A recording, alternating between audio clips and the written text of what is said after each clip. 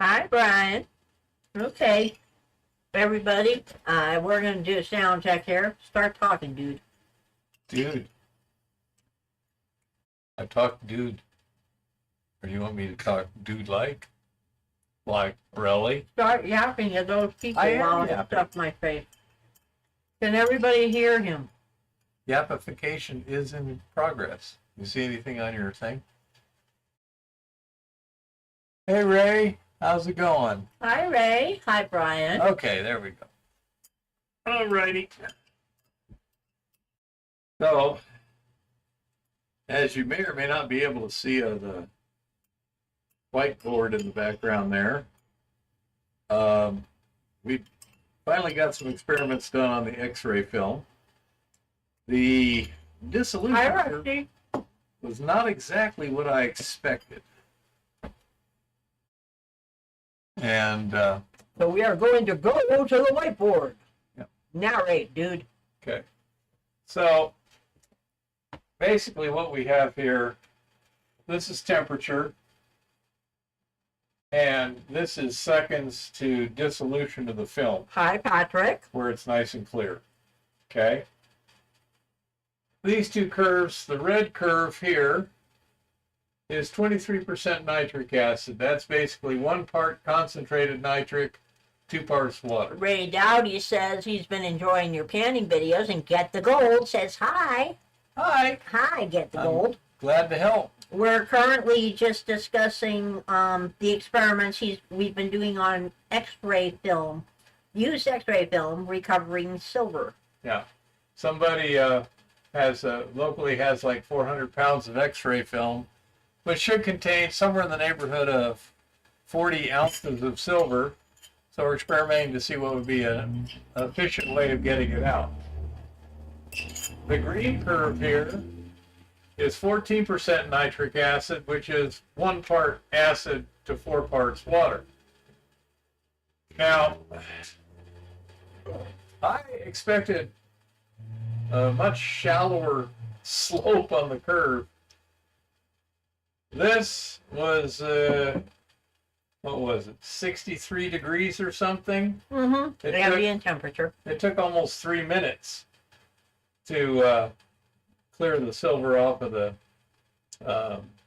film. However, by heating it to a whole 77 degrees, that dropped to about 18 seconds. It should be noted that I had told him that, And once it got to 95 degrees Fahrenheit, it just flatlined. It was 5 seconds at 95 degrees, 113 degrees, 150 degrees.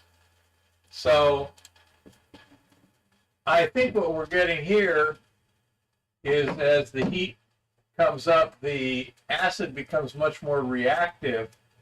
And then once we get to here, what's happening is the speed at which you can actually get the silver out of the film becomes your limiting factor. That's my guess.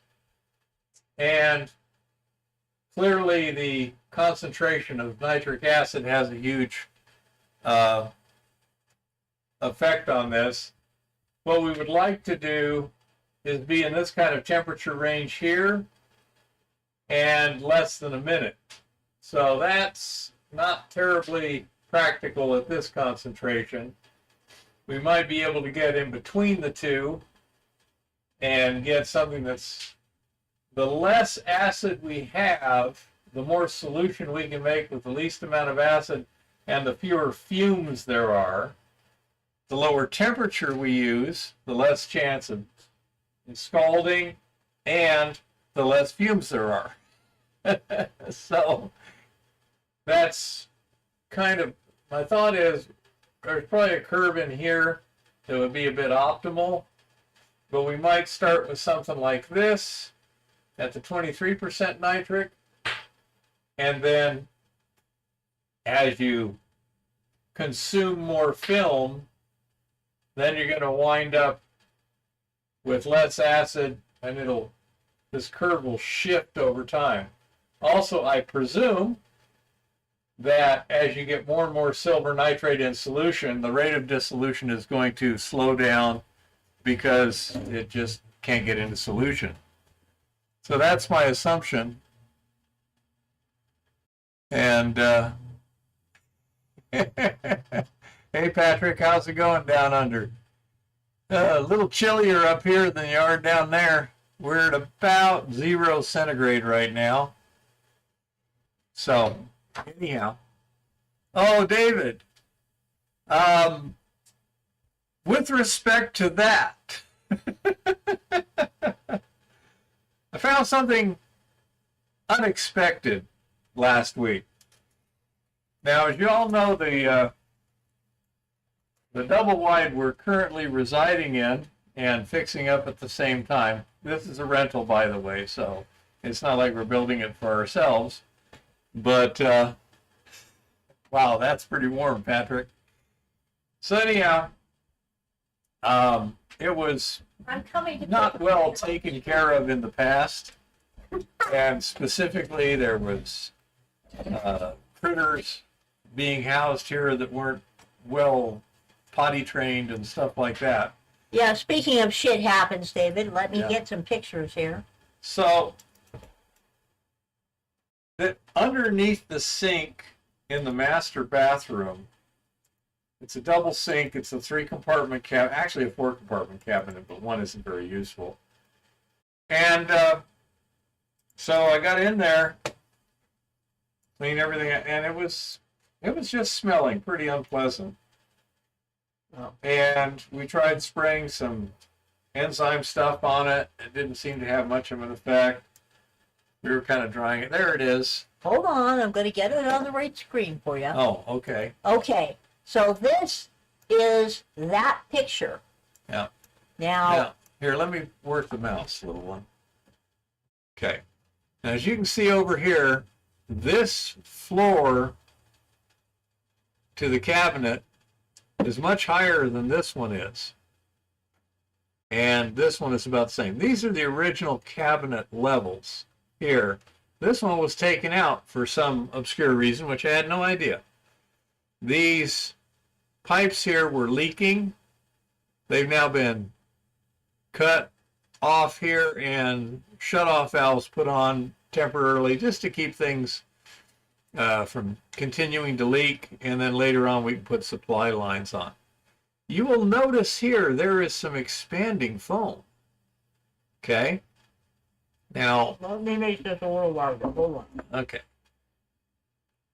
Again, it's not intuitively obvious what the purpose of that expanding foam is. One could assume it was for the purpose of just sealing off air because, you know, winter and stuff. But as you can see, it's kind of stained. And then it dried out. It was still getting a fair amount of odor. So I thought, well, as you can see, it's damaged. Let's go ahead and just tear that out and I'll replace it in the future. Well, golly gee, when I punched a hole right here, this compartment, the level between here and this level here, was almost completely filled with what appeared to be cat feces. Now, some people said that raccoon feces looks about the same, but I don't think a raccoon could have got in there with the gaps. Douglas Cole has a mining question. Douglas, our estimated best recovery using Eagle Gold X at the moment is 3%. Bear in mind, we have not yet done a full loading What do you on a mean? cartridge that we know of. What do you mean by recovery? Recovery from the ore? Or is it the loading factor into the resin? What specifically are you asking for? Okay, it's not absolutely unambiguous there. So anyhow, so I had to take out the bottoms of the cabinets there, the original bottoms, and clean all the organic material out, and then put the kills on everything. That's me. Don't worry about it. Okay. Spiked gold recovery, Douglas says. Okay, well, that's what I'm saying. Recovery from what? From resin, from ore, from solution? I'm not sure. Eva seemed to think Here, I will tell him. meant resin. But The recovery, recovery from the ore. yeah, recovery from ore is a bit different. Well, a lot different. What was the recovery figure from the ore? Just About 80%. yeah, that's what I'm going through right now with all the figures. Fairly quickly, it was 80%. However, I say that's getting it into solution from the ore itself. Yeah, Brian, in the Okay. resin, the best we ever got Okay. was 3%. Yeah, that is considered loading factor in the resin. How much gold is in the resin would That's be what I'm called the writing right now. loading factor. Okay? Well, anyway, answer the question. I don't think we got possums up here. Doesn't look like possum shit either. That I don't know. But It looks like dog and cat poop that was it smelled probably like cat poop to and me. it smelled like cat shit. It was probably brought in by a pack rat. Because pack rats like to put stuff in their nests to keep predators from finding them. Yeah, that's my best guess. And then of course somebody put that foam in there to seal off everything to keep the pack rats out. But yeah, that was kind of interesting. So I'm getting on to the resin in the comments. Yeah, Keep Douglas. talking about your thing. we got about I got it. I got it. 3% loading there. I got it covered. But we got a lot of other stuff in the resin too. Theoretically, you should be able to get about 10%. Can you just let me talk? I'm That's talking. what I am saying. Fine. I'm saying it faster than you can typify it. Okay? We got a lot of other stuff in the resin too, including copper, silver, iron, stuff like that. We were lucky that for a while there, Rock Butcher had an XRF machine available, and so we shipped him some resin, and he analyzed it. And I say we had a lot of other stuff in the resin taking up those binding sites.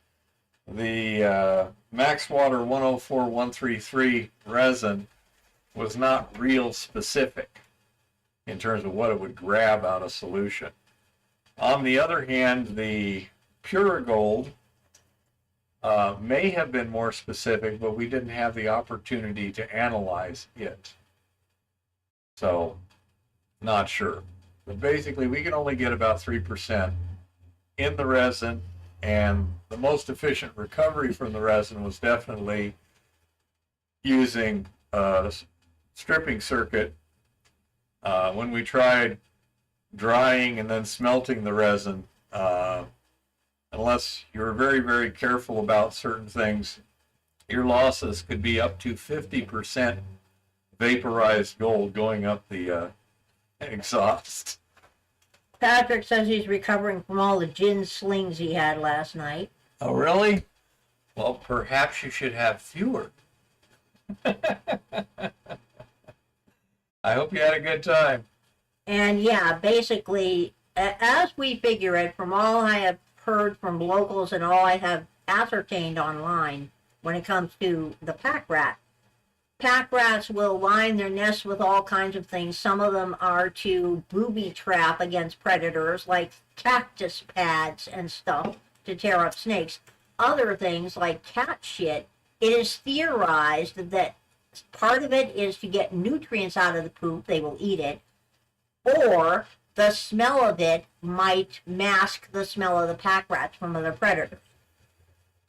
And yeah, Brian, that would be 100 grams of resin would equal 3 bands of gold. Yep, but then you can theoretically, you should be able to regenerate the resin and reuse it. And theoretically, we don't know how much the resin will actually hold yet, because I have never gotten a concentration of Eco Goldex with enough gold in it to find out. Yeah, we're dealing with relatively low solution concentrations um, in our leaching circuit. If you had higher grade ore that required the use of the leaching circuit, I mean, we're doing pretty good with the top of the hill ore. I'm guessing we're getting probably 80% recovery just with the gravity circuit, don't you, little one? Well, yeah, because it's coarser and it's free mill. Yeah, I say so. I mean, Montana B was all leach. Yeah, want to give the, is it only on your circuit? Yes. Okay. Honey Bunny says cats tend to mark their territory too. The smell of cats can dissuade other cats just on the basis of instinctive territorial. Brian, I haven't seen your logo. Brian wants to know if we like the logo Harry and he came up with. Yeah, that's pretty good. The guy's a little more rugged than I am, but that does fine. He's a little more masculine than the bear, but oh well. I guess I can just live with a little bit of implied masculinity. I want a bear in a hard hat With a pick. with a pick. Yeah. What they did, they came up with a real muscular miner type guy with a hard hat and a pick. And No, I haven't seen it, Brian. Nobody tells me if shit you around go here. to the email, you can look it up. I don't go to your email. I'm talking right now. You're supposed to be yapping about the picture on the screen, dude. Oh, great. Now, Can't see the picture. on I know. That's because I we took pretty it. much finished with the picture on the Yeah, screen. anyway, guys, we pretty much finished with the picture on the screen. Let me And we were talking more important stuff. let me get this back on the other screen here so that I can watch it there. I got my phone. Oh, let's see what we got here. Okay, just start talking mining or something. I don't know. Yeah. So, I'd say the initial thing we tried with the Eco Gold X was direct electrowinning, and that just did not work. We did, as far as I can tell, we had too little conductivity in the solution. There you go. See? See, what I want is a bear wearing a hard hat with a pick. Same thing with a bear. Yeah. How's that? See if you can make Eva happy there. Yeah, just because I'm curious as to what it would look like if we had a bear. Anyhow, So so what I actually really want is the writing to look like almost like the Flintstones writing, you know, that Rocky thing. And just in the middle, a big gold pan with a pick going one way and a shovel going the other way on it inside a shield. So like you got hard rock across the top, and then you've got something that looks like a shield, like a coat of arms shield. And then in the middle, a gold pan with a pick and a shovel crossed on it. That's what I was looking at. you've been informed. That's what I was looking at. So, But anyhow, so if you had high concentration of gold, then the zinc precipitation might work pretty well. We tried zinc precipitation, and the effectiveness of getting the gold out of solution was not nearly as good as the resin. but yeah, Brian, I mean, you can use that. You can use anything you want. If you're talking us up on your channel, I don't care what it looks like. Anyhow, For real, dude. so I know that with cyanide, usually they would pre-treat the zinc shavings with, I think, with lead acetate. But I don't know. I mean, we tried using some zinc one time, and using a reasonable amount of zinc, we got very little recovery of gold out of solution. So that's why we went to the resin. The resin, on the other hand, was highly efficient at getting the gold out of solution. The first year that we were doing it, we were running a 1-to-1 ratio of gold and solution. Ore and solution, and a few other little things. We were having solution concentrations in the neighborhood of 12 parts per million, and we knocked that down to 2 or 3 parts per million after the fourth cartridge. So we were getting pretty good recoveries. Hello, Jeff. How are you? So that's why we went to the resin. In terms of zinc recovery, once you've recovered it onto the zinc, you still have to, get rid of the zinc, which is relatively easy to do.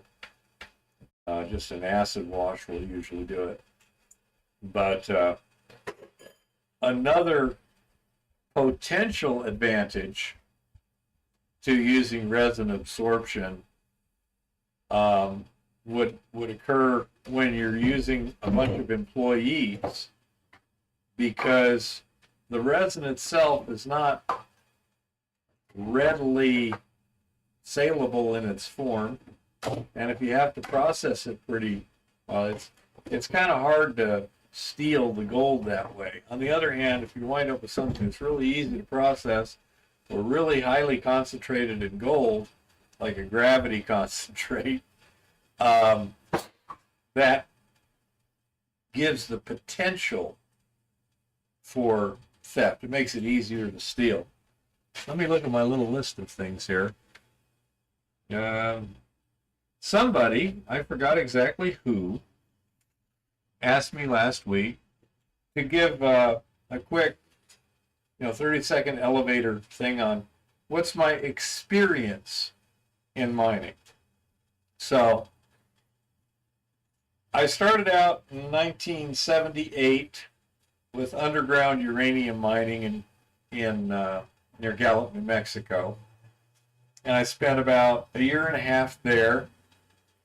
It was, we were 1,700 feet down, sandstone, ground control was an issue, but not a horrendous issue. But it could get kind of sketchy at times. We used rock bolts, chain link, sometimes timbering, stuff like that. And so that's what got me started. Then they had a tailings dam break and laid off a bunch of people. I was one. And came back to Yuma, and while I was there, there was an ad in the newspaper looking for a heavy equipment operator rock driller. And my stepfather said, hey, that's not a normal combination you find in farmland. You might want to apply. And I did, and I got the job. And so I worked at the Chemgold Picacho mine for about 5 years.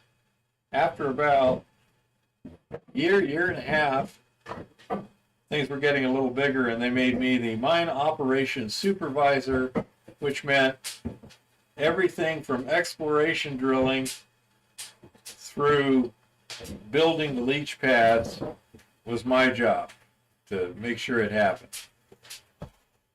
And I have no idea, Brian. Eva's stoking the fire right now. No problem, little one. And so I worked there for about 5 years, and the management was getting a little sketchy. So when Goldfields opened a mine 60 miles away, the Mesquite mine, I applied over there, got the job there, and I worked there for about 5 years, but I could never get into management or supervision there because I didn't have a degree. In order to be a shift supervisor or even assistant shift supervisor, you had to have a degree, which I did not. So I was pretty much stuck. And there's a situation where I just basically wore my back out running heavy equipment. It was starting to get sore, etc. So I, talked to them, and the doctor says, you're going to have to get off the heavy equipment. And so I told them, and they said, well, you could work in the lab over on the other side, and I probably should have done that. But I basically said, I have no problem working, whatever needs doing that I can do, as long as I don't take a voluntary cut in pay.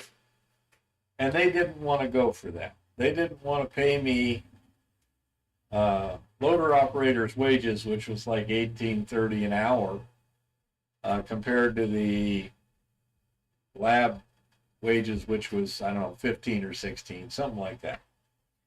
So anyhow, instead they fired me, and then they fired me for medical reasons. And it was funny because it said, you're discharged for medical reasons. And then when I applied for workman's compensation, they denied my application for workman's comp. Now, kind of by definition, if you can't work for medical reasons, you're either disabled or workman's comp, one or the other. They tried to deny me any benefits, even though they'd already said it's medical. So they had to choose which. And I think I wound up on disability. I'm not sure which I was at, but anyhow, I was there for a few years. And then I started selling dust control chemicals, and I did okay, but I'm not a salesperson. That's not my thing, sales.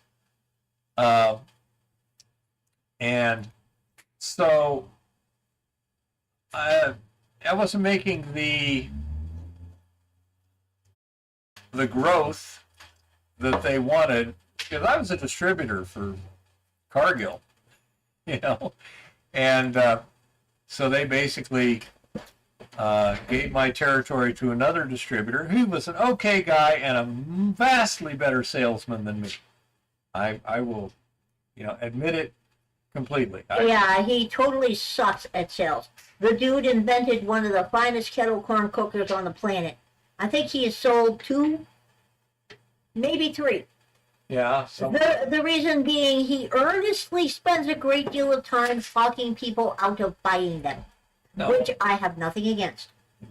I talk about the business because, like everything else, if somebody sells kettle corn equipment, they want to tell you how wonderful it is to sell kettle corn, not how difficult it is to sell kettle corn. I'm not that kind of person.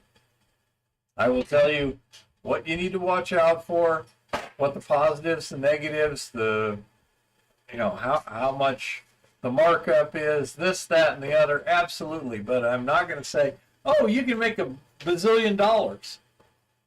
It's like, well, first you got to find out what equipment you need to meet the health code.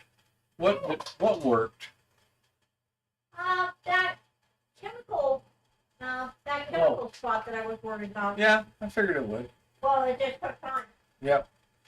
So A lot more than usual. I say that's my thing when it comes to pure sales.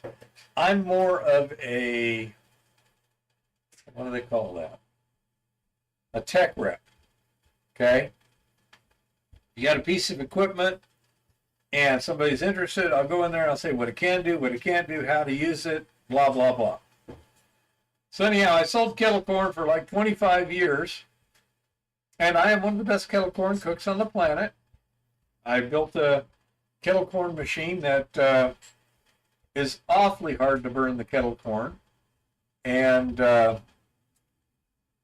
one person can basically continue selling kettle corn while cooking at the same time because it's motor driven and stuff, or it can be. And that lasted a while. I just got tired of the the constant grind of employees and trying to find locations, and you'd find a good location and be doing just fine, then somebody would screw up the deal, you know? And it's amazing how so many good locations you can't get in. For example, swap meet. Okay, fine, we go to the swap meet and finally got in. And yeah, it's a delicately glazed popcorn. Yep, not as heavy sweet as a caramel corn. But anyhow, so then they go, oh, well, you're making so much money, we'll just buy a kettle corn machine and do it ourselves. So did old Tucson. Completely neglecting the fact that you need to know how to do it. You have to hire employees to do it. Blah, blah, blah, blah, blah. It ain't as easy as it looks, like everything else on the planet. Okay. And I just got tired of doing a great job and then somebody cutting me off at the knees for nothing I did. Okay. And then I got him started on a YouTube channel because he has always been into mining, and he always had claims south of Tucson. Go down there, look at the claims, see the tons of trash that the illegals left when they were camping in the claims, and one of these days we're gonna, get something out of this and all this stuff. And it's like, well, you like this, why don't you make YouTube videos? And he's like, well, I don't know anything about making YouTube videos. Don't worry about it. Make YouTube videos. Shut up. See, it took how many years? About 7 years of patient nudging to get him to the point where he threw up his hands and said, all right, I'm going to live my dream. Well, okay. Very stubborn. He's a yo-yo. Very stubborn yo-yo. Yeah. And so, anyhow, she is the one that got me started with the YouTube videos. If you go way back, you'll see all the videos were from down in... Ray says you're one hell of a miner. Yeah, he is. At his age, you wouldn't think so, but yes, he is. And so, that got me started with this. And then even wanted to try to get to Alaska one spring, so we built the miner bago to do that. We had a 3/4 ton 4x4 Chevy. So I built the miner bago. We gave it a shot. I knew we didn't have the money to make it, but we had a couple of spots along the way where I had the potential of making money. And none of them worked out too well, although the dredging up at Atlanta, Idaho, even though the person I went up there to meet, that didn't work out too well. Found somebody else real quick and spent the rest of the summer there. Learned a lot, had a good time, built the video, the channel.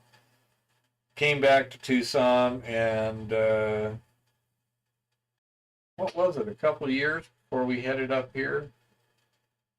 Yeah. I'm not sure. I think it was about 2 or 3 years. And when I was down there, at that time I was mainly working construction, home repair and remodel for a guy named Kurt, who, I'll give him a little plug, Southwest Improvements in Tucson. Guy does really good work, okay? He's really persnickety. He gets the details. They do amazing work. Really beautiful stuff. When Honey Bunny says she's best at breaking crap, digging holes, and finding cool, shiny stuff. Yep.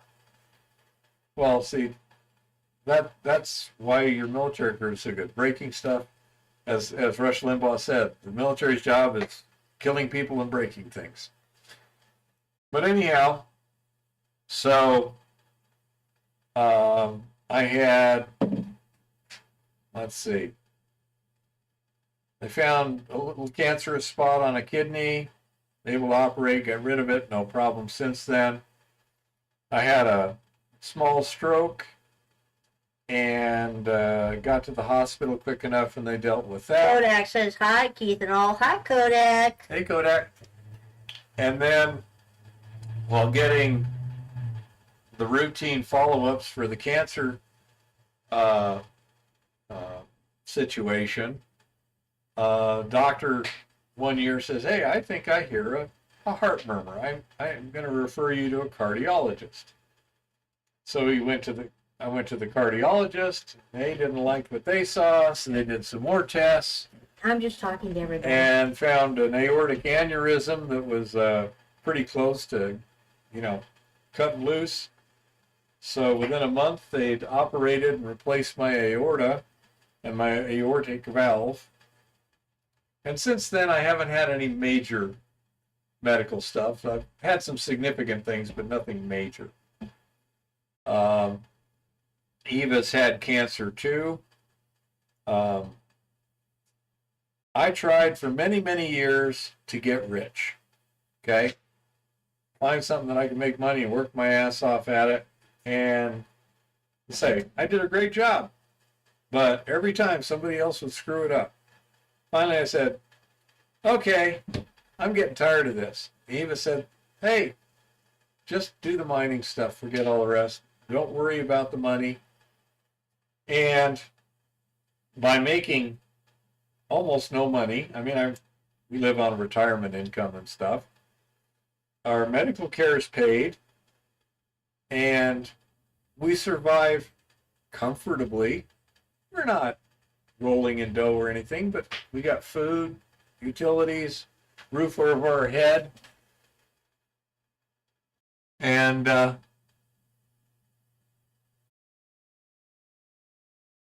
so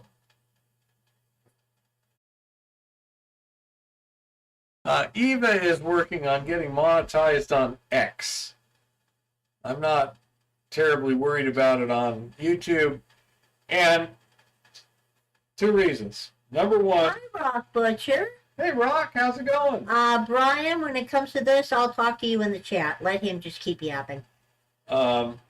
If I was to become reasonably successful at the gold mining channel, YouTube, but monetized, two problems would occur. Number one, I would be so busy dealing with stuff that I couldn't do much in the way of personal attention to people. Okay? Secondly of all, I'd be making so much traceable money that our health insurance would evaporate. Chris And Saucier says, I'm in the same boat. Bust my ass my whole adult life, and all I got is older and broker. yep, pretty much. So, the it's been 4 years almost since we moved up here. And I've had a great time, not terribly stressed out. My needs are paid for, and something unusual keeps happening. And that is, every time we need something, it shows up just when we need it. Not a couple months ahead of time, just when we need it. What do you call that scratcher pendant that you make? Oh, Brian and I are discussing things. I guess just a mineral testing pendant. You know, say if you hang it on a thong with a loop, you can do a lot of stuff. So, anyhow, getting a little metaphysical there, I take that as a sign that this is where the universe wants me to be. I'm doing what I'm supposed to be doing because the path always opens up, but it's like driving a strange road in a forest. You don't see very far ahead. Honey Bunny says she has that happen to her all the time, and Kodak says if you don't make anything, you don't have to worry about taking it with you. Well, that's true. Well, not only that, you don't have to worry about somebody else taking it either. You're also a lot more, I won't say footloose, but flexible. You know, you can move a lot easier. When somebody's got a bunch of crap, the question is, do you own it or does it own you? I'm talking to Brian about monetizing things. Yeah. As I say, so I seem to have found a niche that seems to work out well. And I'm having a good time, and I don't have near the stress I did. So why should I really change? Yeah, so that's the way I look at it. Yep. And that's what happens, Chris, a lot of times. Your stuff owns you. Now, if you're, take a look at, say, Jason from Flower Gold Wizards. Got a wife, got a daughter, and got a decent-sized house, a little bit of land, stuff like that. He's got a lot of responsibilities. Me, not so much. Ray Dowdy says it's called being blessed, getting things before you know you need them. Oh, yeah. Well, Hey, Jean-Francois. that's actually how I ended up with this plan of getting, bonsoir. Comment allez-vous, Jean-Francois? We've missed you. And yeah, that's how I ended up accidentally starting to get monetized on X. Because I decided to get my X account going again so I could participate in upsetting leftists before the election and also talk to people about sound money and investing in silver and gold and buying silver and gold. So I started hooking up with people, and then I got into the modern feminist movement, the one about how a dude in a dress is a dude nonetheless, and y'all males have got to stay out of our bathroom. You know, because I am a big fan of women's bathroom rights. My grandmother helped cut the ribbon on the first female bathroom in Maine. The first public female-only bathroom. So to me, bathrooms are important, okay? And,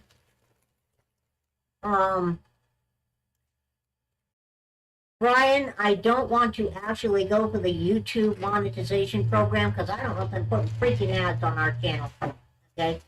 But on X, what happened is I got into this, and all of a sudden one day, I go on X, and there's a notice from X that says, somebody bought you a blue check.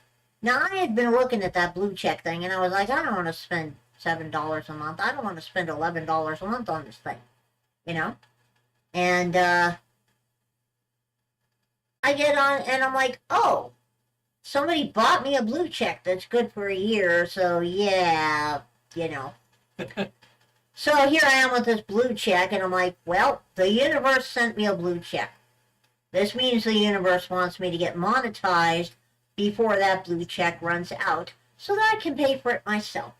What I'm supposed to do when I'm monetized on X, I have no idea. The universe will tell me. Sooner or later, I will find out.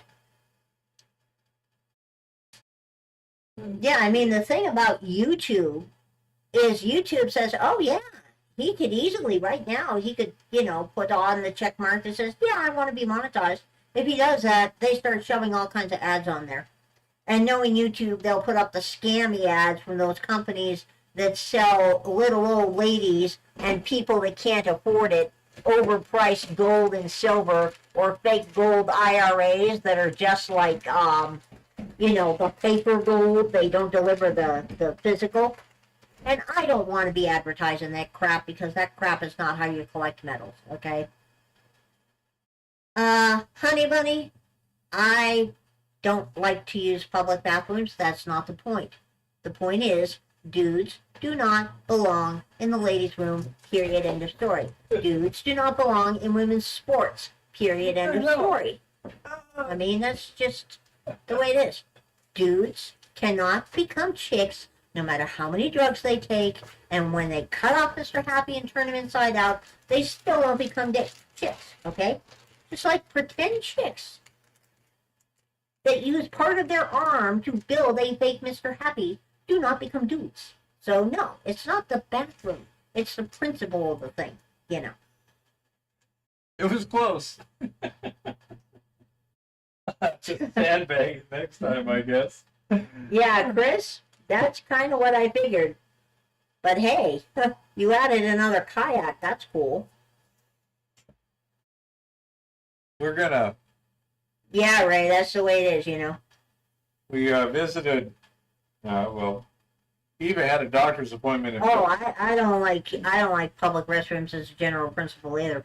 Eva had a doctor's appointment in Billings last week, and since it was at 8:30 in the morning, and Billings is like 4.5 hours away, we decided we'd go over there and Hi, Mr. spend the night Review. in a motel, and that way we'd be there first thing in the morning, and then we could head back and visit Jimmy on the way home. And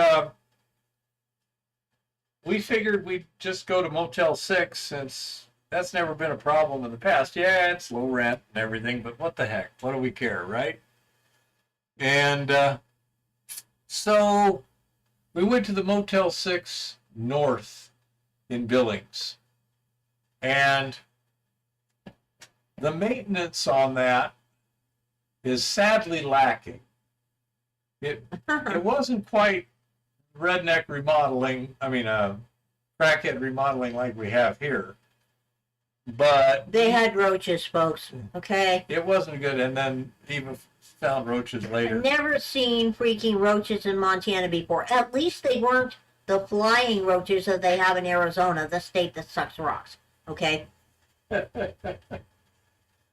anyhow, so Douglas says if Eco Gold X at $6 a pound will dissolve up to an ounce of gold and stump out $8 a pound will precipitate that ounce. It appears effective to use the above reagents for an ounce of gold. Comments?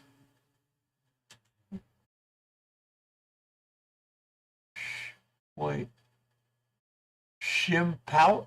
Stump out, dude. Stump out. I think it actually is literally stump out. Yeah, I'm not sure. Hi, wage slave. Um, Wage slave? Of course. Those are dudes that are doing an official job. Okay? And they are usually polite enough to yell and say, hey, anybody in here? And if there's somebody in there, they wait until the somebody is out. And then they put up a little sign that says, hi, I'm fixing the mold under the freaking sink. And I expect that the men would not have a problem with women doing the same in the men's room as long as they can I announce answer themselves. the mining question? Yeah. Okay. And yes, stomp out is to kill pre-stumps. Can you precipitate it out very well? I don't know. You've also got to filter things, which can be a serious problem. If you're neutralizing a large amount of chemical, then you may have it may be economic, but you could maybe make a higher profit if you didn't neutralize it. For example, the Eco Gold X, let's see, we were using about 6 pounds per ton. So 6 times 6, so $36 per ton of solution. And if we were getting 10 parts per million gold, that's about 1/3 of an ounce per ton. Okay, so that would be at current prices about $900 a ton. Theoretically, it might work, but what do you do with that solution at that point? If you John Francois says you're all on a gold rush and want to precipitate and chill out.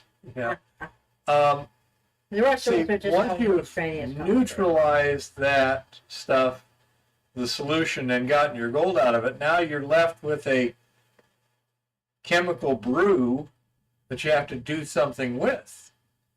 And either what? Rock Butcher says, well, stump out, drop gold out of solution in Eco Goldex. It works great in Aqua Regia, but I've never heard of it in Eco Goldex. And Rock, I actually have a question for you regarding something similar. When I was reading the ingredients on my iron out, it says that it's sodium metabisulfite. So would that work with Aqua Regia to precipitate gold? Probably. Yep. Yeah, I was just, wondering if Rock Butcher had a I say, Brian says, well, what if you start with the sulfide, which is you got to look at all the chemistry, which can get complicated. For example, in an aqua regis situation, in order to precipitate it, as I understand, first you have to neutralize the aqua regia. And so all of that acid now is thrown away, which could cost money.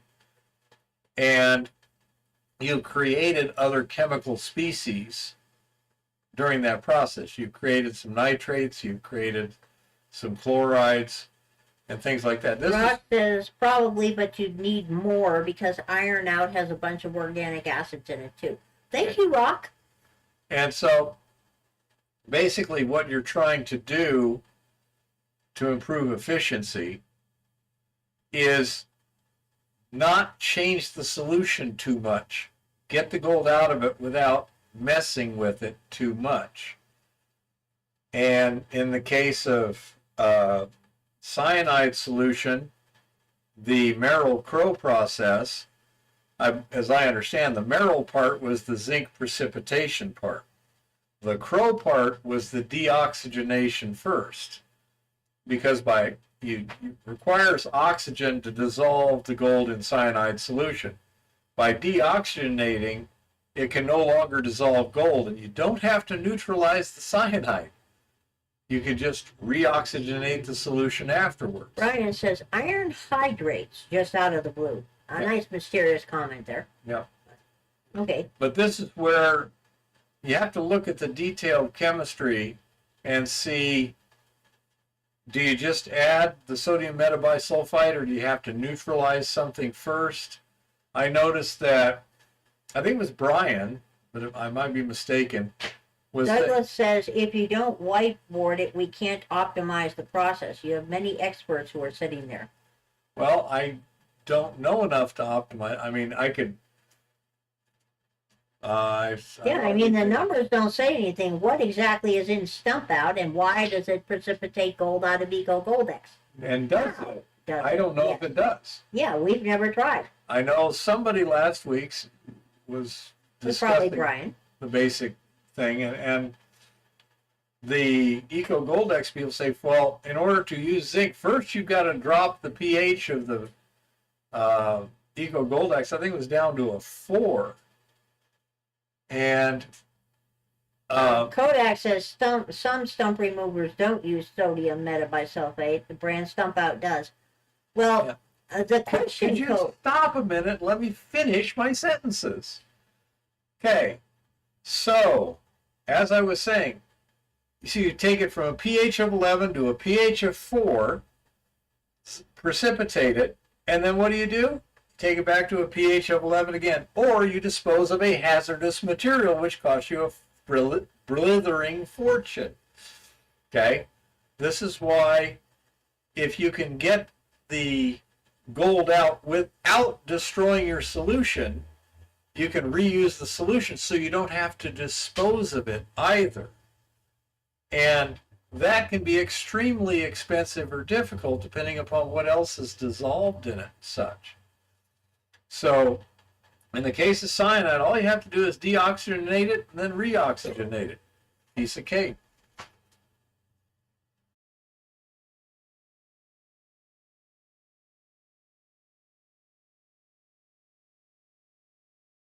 Yep, exactly. That's the problem, Rock. With any solution that will dissolve the gold, will keep trying to dissolve the gold.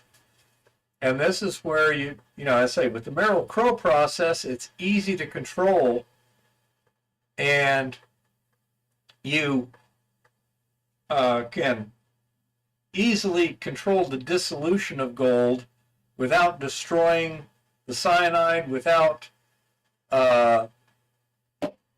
changing the pH or anything else. Just put it under a vacuum, take the oxygen out, precipitate the gold, then oxygenate it again. Piece of cake. It's air. Air is pretty abundant and readily available and cheap. In the case of the Eco Goldex, I really don't know. But there's a lot of other considerations than just destroying the Eco Goldex and redoing it. If you were to neutralize, realkaline, neutralize, realkaline, pretty soon you're going to build up a lot of soluble salts in there that are likely to have negative effects down the line. You may also be building up a bunch of other stuff that makes it difficult to And he dispose says, of not it. when the globalists finally succeed in taxing air. Well, they already taxed rainwater in a few places. Yeah. So, But anyhow, there's that. that's generally why I didn't look at that as an option. Ryan says nitrate can be removed with sulfamic acid. Yes, but then what do you create? Yeah. See, this is the nice thing about the Merrill-Crowe process. Put it under a vacuum, get rid of the oxygen. But What he you're says then you getting can it- neutralize acids with bicarb or road gravel, to which Jeff asked why road gravel. I'm assuming it's got lime in I it. would presume limestone. Yeah. Yeah. But again, you're buying a consumable to create another byproduct. Less than ideal. It may be perfectly functional in a particular system, especially if it's a very precise system. Like, say, if you're recovering gold from electronic components, you have number one, you may have a very high concentration of gold. And number two, you may know exactly what's in that solution and be able to deal with things highly effectively. But I have no real opinion on that specific concept, except you need to go into it in more detail and see exactly what your cost-benefit analysis is and what are you creating. It may work out just fine. You may be able to precipitate all your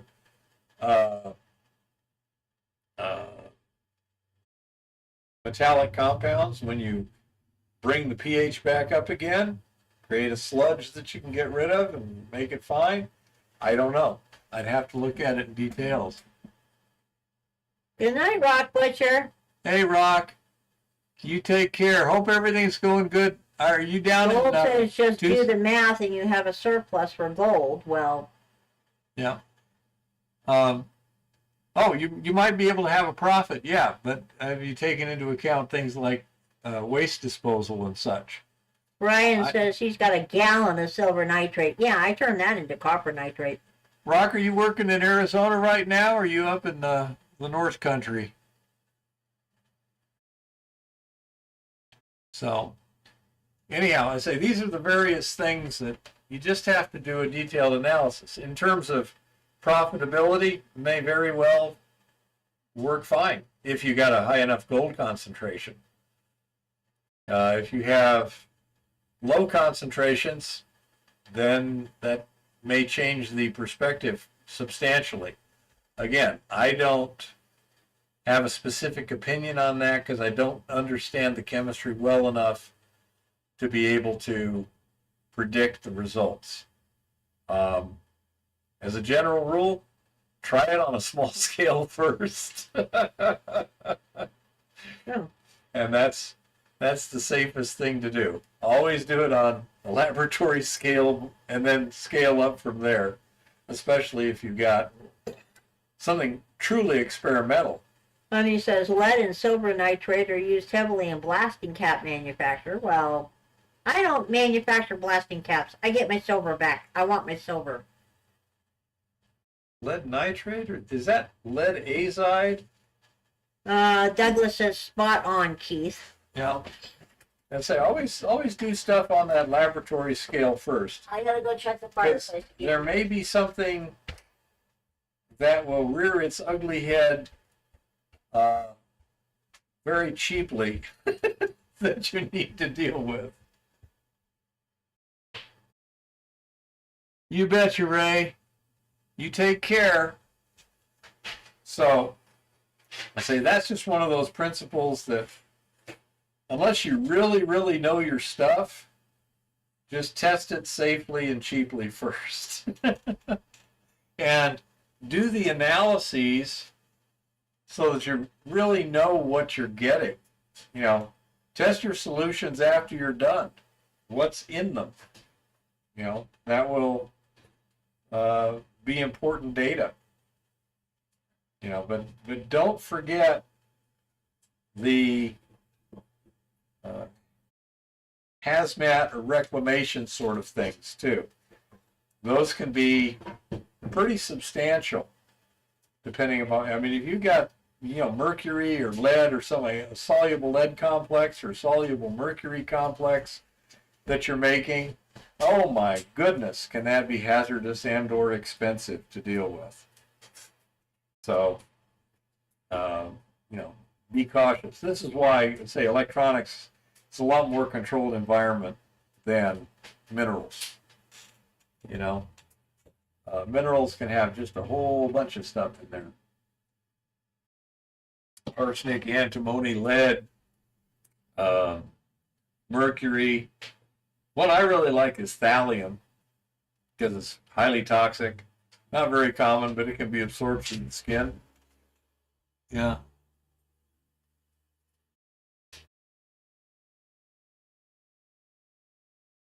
Well, that would be interesting.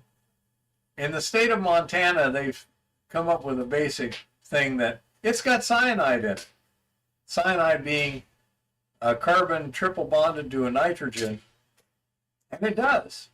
But it's ferrocyanide, to my understanding, and that's radically different. But they don't care about that. Thallium, Thallium, not Valium. Yeah, thallium can be some pretty nasty stuff. It's pretty darn toxic.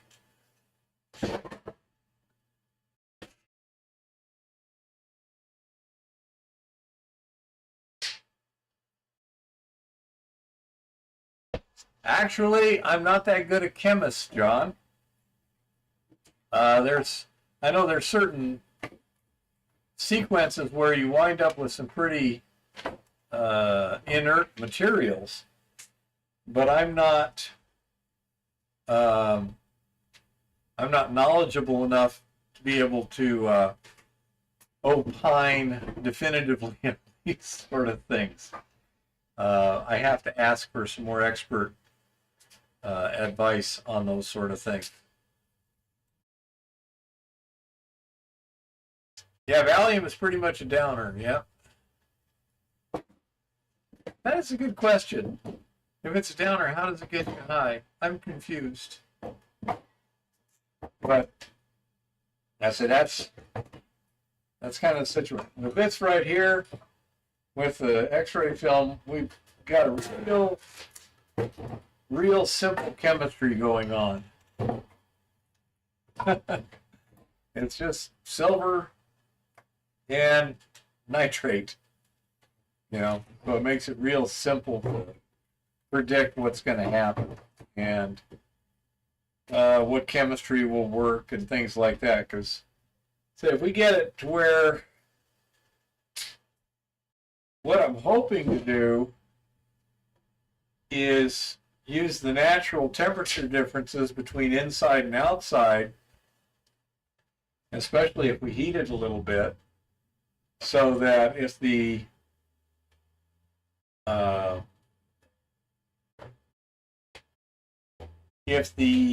solubility of the silver nitrate starts being a limiting factor, we can just chill the solution overnight, precipitate the silver nitrate, you know, that's in excess of saturation. Okay.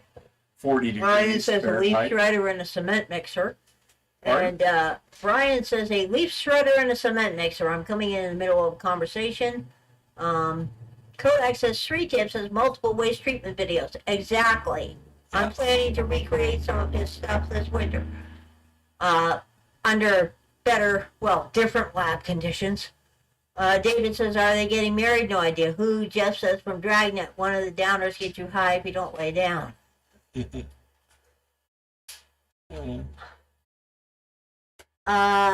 Jean-Francois says, I tested film in Eco Gold X and in glycine. I don't recall the results precisely, but he thinks the Eco Gold X worked. I would think it probably would. But I say the nice thing about the nitric acid is the speed and the fact that it's real simple to get the silver back. Just cementing it on copper. Then theoretically, we're going to have a copper nitrate waste, which Street Tips had a way of turning the copper nitrate back into nitric acid and copper. I think it was just electroplating it, wasn't it? You add sulfuric acid to precipitate out copper sulfate. Then you plate the copper sulfate onto copper to get elemental copper, and that leaves you with sulfuric acid in your beaker, nitric acid going into through the condenser widget. Hey Tom, how's it going? Hi Tom. Business purchase receipt agreement. Let me know as soon as the letter comes in so I can send out the rest. Got it. I understand. We went to the post office today and there was nothing there yet. Yeah, I say that there's a method of theoretically recovering both your nitric acid. That's right, it was distillation. Yeah. Yeah, that's why we got the condenser widget, which may still be at Lauren's place in the desk. It is. Okay. Yeah. But anyhow, so theoretically we can even get back our nitric acid at the end of the whole process. And I happen to know where there's a significant amount of copper just laying around right now, because the old supply line for this was a 3/8-inch copper tube that I presume didn't hold up too well to sub-freezing temperatures, and it's still laying underneath there. Really? Yep. Yay. Okay, Parrish will, Tom will let you know. Yep. So, I say we even got a source of copper, although it's very easy to get copper in a variety of methodologies reasonably cheap. Oh man, Ed didn't send you the check? Darn it. Yeah. Cementing out gold and silver is simple from certain things. Yep. Say if the problem in cementation is you pretty much have to make sure that whatever it is that dissolved it in the first place is not still active. Well, these days down here, Jean-Francois, no, because the contractors recycle it themselves, and due to regulations all over the place, you start turning in copper and stuff in most places, you got to show an ID, and they record it on the books and everything because there's been so much theft by illegals and homeless and druggies and everybody else. I don't know if that's as much of a problem here. It certainly wasn't Tucson. I mean, if your home was sitting around, they just sit there and rip stuff out of the walls.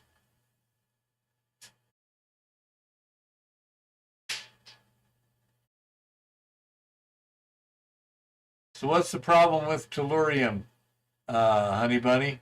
Not familiar. Yeah, I agree. If you can do that, that's a real good idea, Brian. So, say, I should have studied more chemistry and stuff.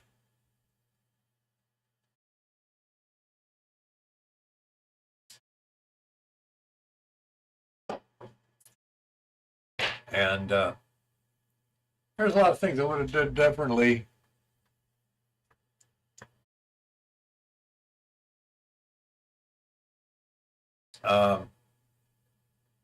Yeah, Eco Goldex is actually really good stuff. So far, it's been working quite well. Yeah, it seems to do pretty well. I wish there was a real simple, direct way of getting stuff out of Eco Goldex.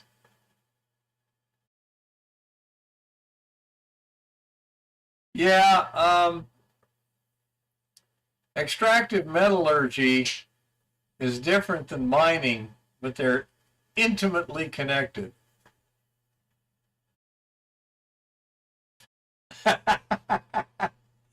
I understand, Jean-Francois. I'm going to take a short break. And I don't know if Eva's got some information. Information on who? I Wow. don't know. Gold, silver, something. Well, I can get some information on gold and silver. Hold on a second. Guys, I will be right there.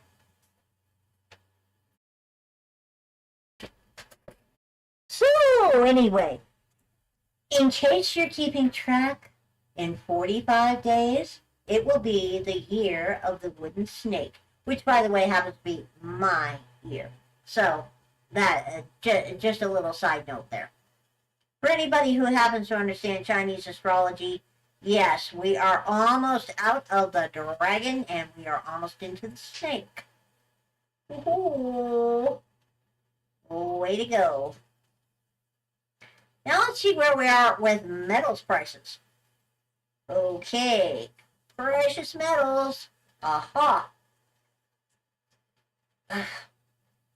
Gold is at $2,657.60.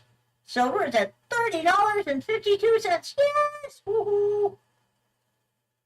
Platinum is at $938. Palladium's at $929. And rhodium's at $4,425. So there is that. Now, as to where we're going to be going here, in case everybody has missed the great news, good night, Douglas. In case anybody has missed the great news, gold and silver are still on sale. Can you believe that? I am hearing from around the country that premiums are remained stable, and in some places, premiums are even dropping, which is really, really cool. There is not as much profit taking as there was.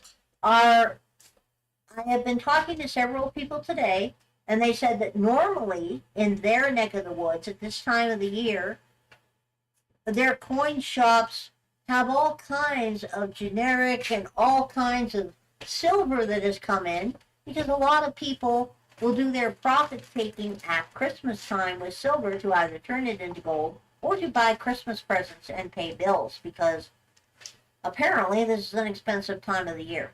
The goddess, the shops at thrift shops. So, not exactly expensive stuff. Just saying. But anyway, that's not happening very much this year. A lot of coin shops this year have a much lower selection than they usually have at Christmas time. And, in other random news, the latest... He's trying to kill me. You do realize that, right? I'm just trying to get something written here. The latest tinfoil hat theory on the matter of the mysterious drones, okay? Now, when this all started, everybody was like, ho-hum, these drones are probably just civilian drones. Then everybody was like, wait a minute, these are probably foreign drones, and why isn't our government doing anything about them? And then the story became, well, there's absolutely nothing to see here, because, as Biden apparently said today, these drones are operating in an absolutely, lawful manner and shit. Hi, Shaggy. And everybody's like, well, WTF? Really now? Drones everywhere. All kinds of drones. And then we heard this weird story get floated, which was probably floated by a certain three-letter agency that's only supposed to operate outside the United States, but we're not going to talk about that. We all know that. That these drones were taking off from an Iranian mothership. And then the other day they tried floating the story that the drones are just magically rising up out of the ocean. Well, the newest, and this one's going viral, conspiracy theory actually holds a little water in terms of a logical situation here. This is that these drones are doing a low-level grid search pattern using some fancy-dance military detectors for detecting dirty bomb shit. Now, this is Radioactive where things materials. get interesting. Because originally the conspiracy theory started with it being a nuke that got smuggled out of the Ukraine. It was a previous nuke that was there from the 1980s and got smuggled into the United States on some cargo ship magically. And the federal government is desperately seeking to get this nuclear warhead back. Well, the problem with that is nuclear warheads don't work very well on the ground, okay? Yeah, they do a lot better. Shaggy says back in 2020 they had a video of a corporation talking about drone attacks to sell their drones for damages, quite possibly. But anyway, so then the goddess started thinking, well, wait a minute. Some of you may remember, starting back in the days of Obama, term 2, I believe it was. But anyway, starting back in the days of Obama, there was a news report that came out one day about a nuclear, a radiation accident that happened down in Mexico because somebody had scrapped a radiation, an X-ray machine or something, some form of imaging equipment. No, it wasn't imaging. It was radiation treatment. It was radiation treatment for cancer. They had scrapped it, and the scrapyard did not realize there was highly radioactive material in there, and everybody thought this glow-in-the-dark blue metal was all so cool and everything. And a whole bunch of people got radiation poisoning.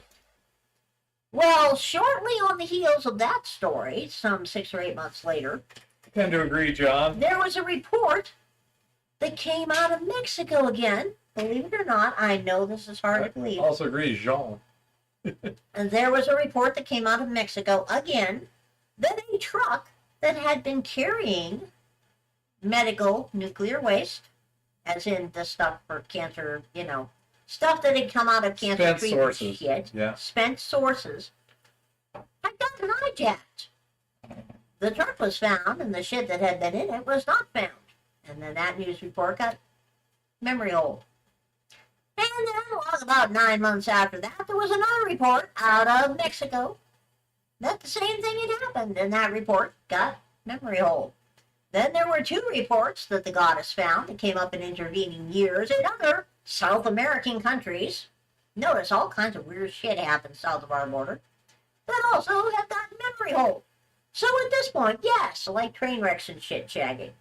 So at this point, one has to ask some questions here. Because over the years, there have been a steady number of reports coming out that medical waste like this, that is medical nuclear waste, has disappeared on its way to be disposed of.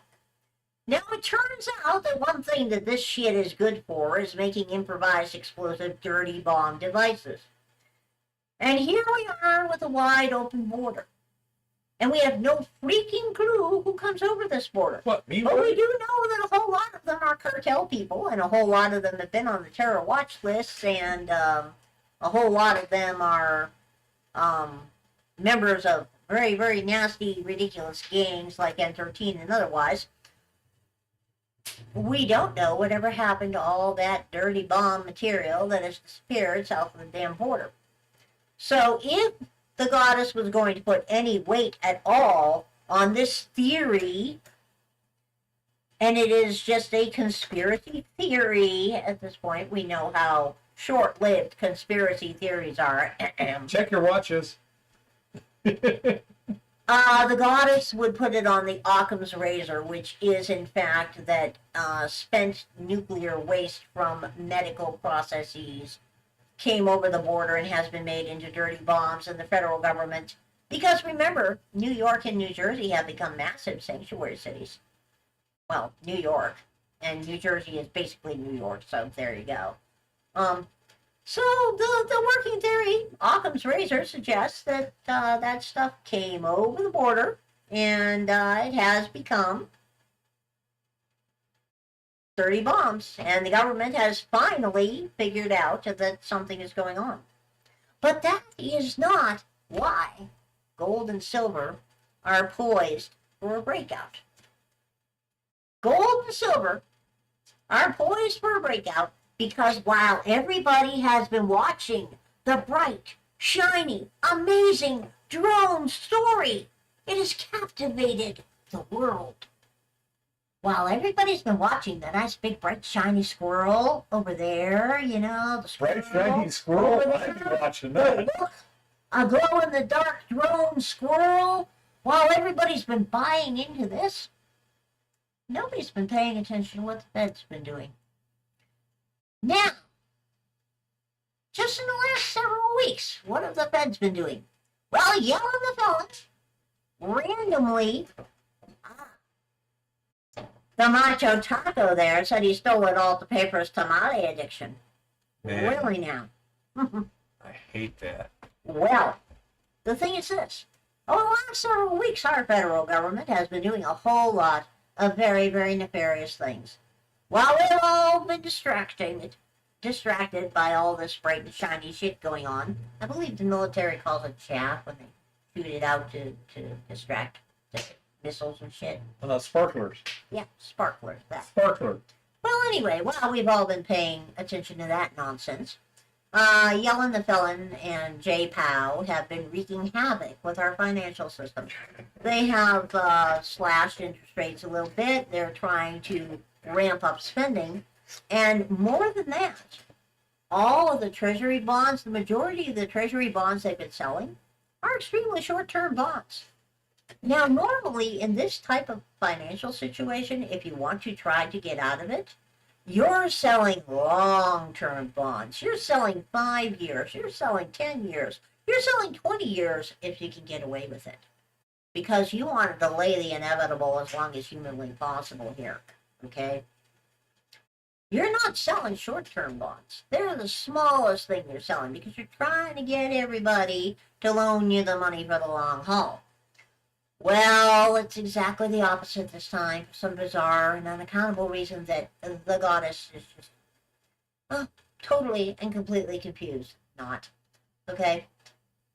We're selling a metric fuck ton, and that is a genuine measurement of craptastic, absolutely craptastic treasury bonds and treasury bills that nobody wants to buy. And when people are not wanting to buy these, except for our enemies who are probably hoping to call them in rather than get them rolled over, they're foisting them off on the banks again. Basically, the banks are now in a position where, once again, they're being told, we're not going to loan you any money to do anything overnight or for any other purpose whatsoever unless you take our worthless, craptastic bonds. So the numbers on the unrealized losses and the unrealized gains are basically vertical and That's not just good, right? about at the speed of light right now. Oh, it's really bad. Okay. I was afraid of that. And Getting there, John. At the same time, Take care of Jean-François. even though there has been a small bump in commercial interest in real estate since Trump got reelected, and we may get a slightly larger bump this week because of that Japanese bank that has agreed to invest $100 billion, okay, in the United States. Real estate markets are doing very badly right now. Real estate markets are experiencing ridiculously historic high vacancy rates. There is a real robust lack of interest in commercial real estate property. And at the moment, the BlackRock people have kind of slacked off on buying the single family residences because people just aren't selling the way they were. They're looking at this and they don't know where things are going to go. So they're sitting where they are. If they've got low interest rates, if they have interest rates that are back when interest rates were really historically low on houses, they don't want to trade that number in on a higher interest rate. So we've got a very bizarre situation the goddess has been watching the housing market here in Helena. And 2 years ago, there were houses that were on the market for literally an hour or two, maybe a day or two. The average time a listing would be up on the market here in Helena 2-3 years ago, when things were really crazy, was, a week, maybe 2 weeks. And now I'm seeing houses in our housing market that have already cut the price a couple of times because our market is still highly inflated, that have been on the market 90 days, 120 days, 130 days. So across the country, that trend is being repeated. More and more people who thought they were going to cash out at the top of the housing bubble are now finding that that housing bubble is bursting and it is not being talked about. Houses that went up for sale are now getting the prices cut. They're still way beyond where they should be. But, and so we have an imploding real estate market. We have banks that are overloaded with craptastic treasuries. We have one foreign bank that's coming in with $100 billion in American investment. Trump immediately asked for $200 billion. You gotta look up that video clip. It's amazing. It's the ultimate troll. The lefties are screaming, quid pro quo, quid pro quo. They don't even know what that means. So, what can you say about the psychotic left? But we have Jay Powell, and gas dropped here. Like, we're at $2.76 a gallon. Now, when we moved up here, gas was $2.34. So we're almost back to where we were. I don't think we'll make it there, but the spread between diesel and regular gasoline is still about 40 cents, right around there. So the two are actually inverted when you look at the price of red dye diesel. But at any rate, we have the Fed setting a whole bunch of time bombs up to derail Trump's economic recovery. Because as these time bombs go off, they can easily and very effectively taint any positive progress that we manage to make. So we have our Fed and our Treasury setting up a bunch of time bombs. Kodak, he can, kind of sort of see, maybe. I can read from this distance, and it's better than it was, but if I get a single image like the blue light on the camera there, I'll see the primary image and then a secondary image below it. It's a bit dimmer. Well, there isn't a blue light on the camera, there's a green light, but that's okay. You're kidding me. No, the blue light's on the TV, dude. Oh, yeah. But anyway, so while our Treasury and our Federal Reserve are setting a whole bunch of time bombs that will explode over the next 4 years, we have Biden, Lord Malarkey, diesel to gas, Jeff. In a healthy economy, the regular gas will usually be about $1 above the diesel at the moment, because red dye is usually about 50 cents cheaper than standard diesel. When you start seeing diesel higher than regular gas, when you start seeing diesel lower than regular gas, that means there's something going on our commercial side of things. So, yeah, I read that. How are we liking the new place? It's a crackhead McMansion, dude. You don't want to know. You missed the wonderful part about the pack rat nest full of cat turds, okay? But anyway, plenty of space for you to run away from me. But anyway, we have the Feds and the Treasury working together to plant a whole bunch of time bombs to try to derail any recovery. We have Biden, Lord Malarkey has pardoned over 8,000 people so far. 8,000? Yes. Wow. And on our list of pardons are lots of drug dealers and convicted kitty diddlers and fentanyl manufacturers and murderers and all kinds of other people. So all kinds of really nasty types are getting back on the street. People are wondering whether he's getting a kickback or whether he even knows what he's signing or whether he's carterized by now and just hasn't died yet.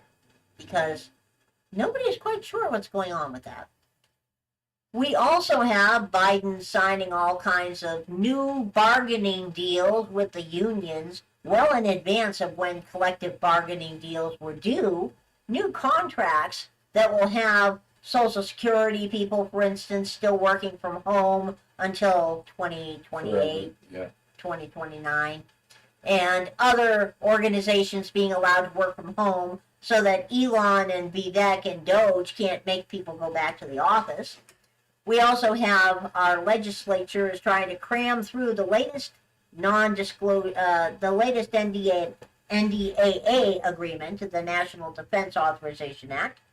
If you have not called your Congress critter today, you might want to call area code 202-224-3121 and yell at your favorite senator. Okay? It is everyone's job to put the number for the Capitol switchboard on your speed dial so you can call them every several days and let them know what they're supposed to be doing. Yeah, that's one of their little rumors, which not exactly true. Although they may have figured out how to fuck Social Security and blame it on Trump. Exactly. Yep. And that's what I was getting to. Behind the scenes, there is good reason to believe that several of our 3-letter agencies and 4-letter agencies and 2-letter agencies of various types are setting booby traps and time bombs of their own, regulatory triggers, etc. That when the things that Biden is doing come home to roost, they're going to squarely blame them on Trump and Republican ideas. Beyond that, the psychotic left released their prediction for the 2028 Electoral College Board, Kamala against J.D. Vance. Oh. And Kamala handily won on their board. The interesting thing about this map, and you want to look at it really carefully, you want to look at that map, you can go out and find it online, because it shows you the states where the ground game is already in operation to change voting regulations and get friendly judges in office in 2026 and get friendly election people in office in 2026 and 2028. The leftist ground game is already underway. And this map shows you where they're going to be playing the big games to steal 2028. Now, mind you, they're already well on their way to stealing 2026. We got dumb lucky with 2024 because we lost. When you look at the states that counted for a month after Election Day and every single race went to a Democrat and races that were being won by incumbent Republicans flipped to Democrats, when you look at those seats, we lost 4 Senate seats that we should have won. We lost at least 7 House of Representative seats that we should have won. We already are sitting on a very, very unstable position here, and they are already hard at work on 2026. So we have a lot of work to do. And it is in this environment that we have to look at what's going to happen here. Because President Trump may or may not get his team. I'm fairly confident on a couple of them. I think some of them are not going to make it. It's fairly certain that all of our 3-letter agencies and a few of the 4-letter agencies are doing everything they can behind the scenes to sabotage Doge and Elon and Vivek, because they do not want their shit to go away. They're not stupid. Right now, we have the Senate and the House of Representatives handing out money as fast as they possibly can. They're trying to get as much stuff committed on paper as possible before Trump takes office, because it's a whole lot harder to get something repealed than it is, to get it voted in the first place. So there is that. And the American people are beginning to realize that the economy is actually in trouble.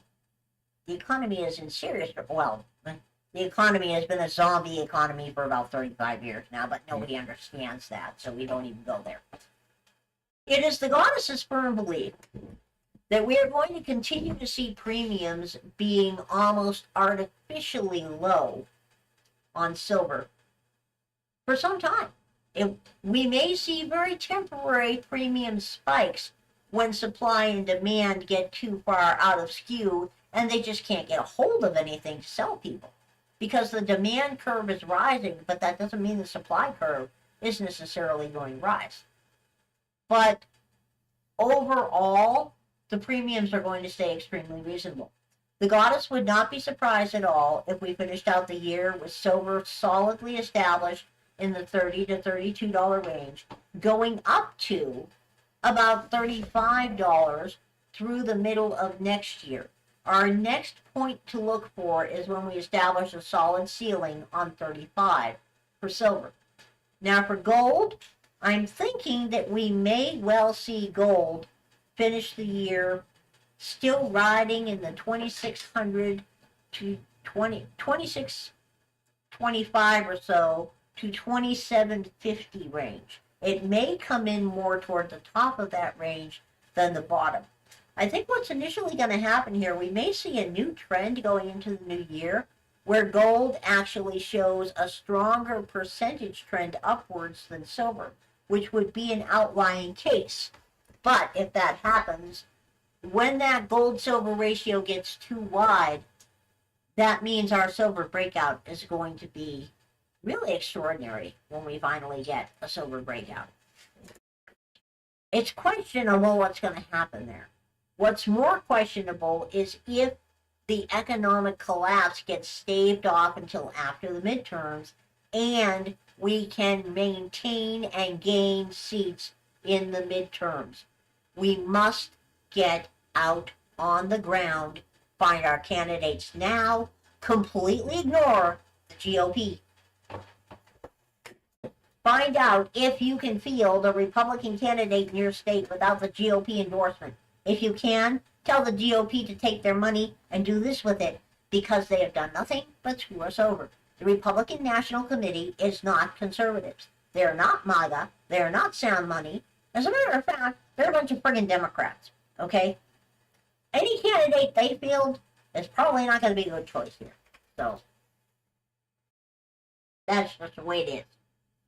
So if you have to, where you are, find yourself a good conservative candidate and get your ground game going now and tell the Republicans, we're getting our candidate on the ballot whether you endorse them or not, whether you give us a single dime or not. And our candidate's going to win the friggin' primary, and that's all there is to it.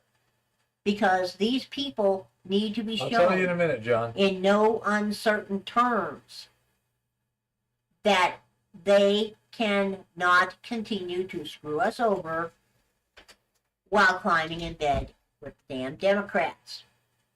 Oh, and the psychotics have gotten even more psychotic. And it looks like that shooter out there in... health guy? No, the Catholic school. Oh. The latest Christian school mass shooter in Wisconsin or something. That took a selfie. It looks like it's another one of those pretend chicks. Yeah. You know, dude in dress. Another one. Okay, just a second, another one. John, next week we'll have more information on the X-ray film, but aside from that, we probably don't have anything else. If you don't hold it, you don't own it. Oh, and there's going to be a beef shortage and an egg shortage over the next 2 or 3 months. Plan accordingly. So, say we got more construction stuff going on, and I'm spending an hour or two a day splitting firewood, because in another month or so it's probably going to get really freaking cold, and so I'm trying to stockpile pre-split firewood. Currently my splitting zone is out there in the weather, and when it's down about 0, it's going to be kind of interesting. So I'm trying to split what I can now. I can stockpile a lot on the porch here and stuff like that, but that's kind of a big focus. And once the ice freezes up pretty good, Jimmy wants to come up here and go fishing, and Lauren seemed interested in that idea too. And so Lauren's got his local scouts queued up to let us know what's going on with that. Right. Hey, Tom, you come out here. We'll see how you can handle below 0. Uh-huh. That would be interesting, wouldn't it? See, currently, we could lock Tom in the dungeon, because we got the downstairs there. Currently, it's 47 degrees, Tom. How would you like to be underneath the trailer in 47 degrees? The neighbor's asking, what's that noise coming from under the trailer?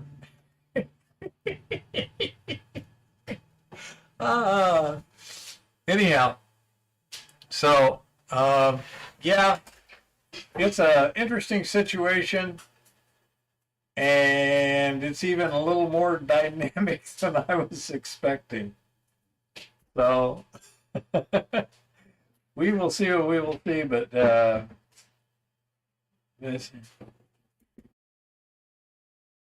why do you split your wood? With our particular fireplace, if we don't get it broken down to fairly small stuff, like about that big, it doesn't burn too well. And it's an old style fireplace, etc. If we had a more modern burning system, we could split it into chunks like this. Mobile home. Yeah. Not real fireplace.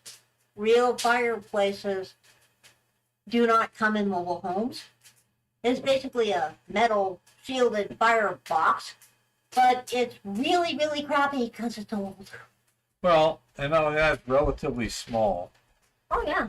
Now, people like Lauren and Jimmy, they have stuff split like this. And I say Eva's got to have it more like this to get it to burn well. So that's part of it. It's good exercise, though. I don't mind splitting wood, although I'm really bad in terms of accuracy with the axe, so I have to be careful. But I'm getting better, and that's just part of my kinesthetic. I've never been that very athletic in terms of precise kinesthetic sense and stuff like that. But it's good exercise. It'll keep me in better shape come next spring. But it actually feels kind of rewarding to be sitting there and doing something that's, taking the house, keeping the house and stuff, kind of like the old pioneer days where you're doing something with your muscles that actually is important. Oh, by the way, I need to package that stuff up tomorrow and take it to the post office. Take what stuff? Silver. Let me write it down. First thing in the morning, I'll be packaging it up. Okay. Yeah, I understand completely, but I mean, basically, this thing here, I'm having to cut and split them down to no more than about 3 inches in diameter and about 16 inches long. And it's taking, even at just freezing, it's taking almost 100 pounds a day to keep the furnace from coming on. You know, it's not a very efficient system in here. They make a lot more efficient systems, but it's not my trailer. So anyhow, that's the reason there. And yeah, there's a lot better ways of doing it, but that's not what we've got. And you know, Lauren has a hydraulic log splitter and stuff that he's offered to let me borrow. But first of all, hydraulic log splitters aren't real efficient for doing stuff that big around. And all the stuff I'm doing, I mean, if I hit the log right, one hit is all it takes to split it. And that's it. It's good exercise. It's good practice.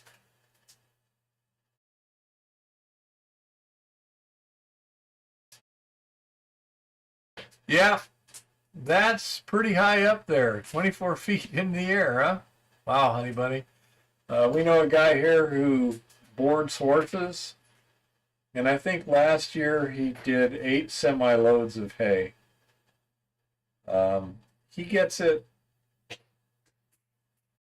I think there's actually smaller rectangular bundles, but yeah. You can chop wood with a chainsaw? No, I got an axe and a wood splitter's maul. I don't have my own chainsaw. The claim owner has one, but I'm not authorized to use it for firewood. I do have a circular saw though that does a decent job for what I need to do. But it'd be nice to have a chainsaw and a double crossbuck so to hold stuff, to zip through them. But again, it's good exercise. And Eva likes stoking the fireplace, but it'd be better if we had a more efficient one. That's for sure. But I do need to keep putting up the wood because I have a feeling once it gets, down in the below zero stuff, we're gonna need to both burn wood and keep the furnace going. Although it's interesting with our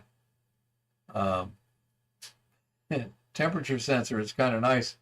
This morning it was 52 degrees underneath the trailer, and now it's 47 at the end of the day. And the reason is because with her keeping the fireplace going, the furnace isn't going, and the leaks in the ducting are not heating underneath the floor here. I'm getting on your live stream now, Jim. Yeah, I saw that. So, anyhow, that's basically what's up there. Nothing real exciting. I've also got the owner of the penthouse that we were staying in wants me to fix it up fairly nicely, and so that's going to take quite a few days of caulking and plaster and painting and this and that and the other to get it all done, all spiffy poo. But I don't mind. Again, it's kind of nice doing something where I can do the job well and not worry about it. Do we have any other questions, comments, or anything at this point? I must admit that The world has gotten even crazier than I expected it to, although not as severe as it could have in some of my scenarios. And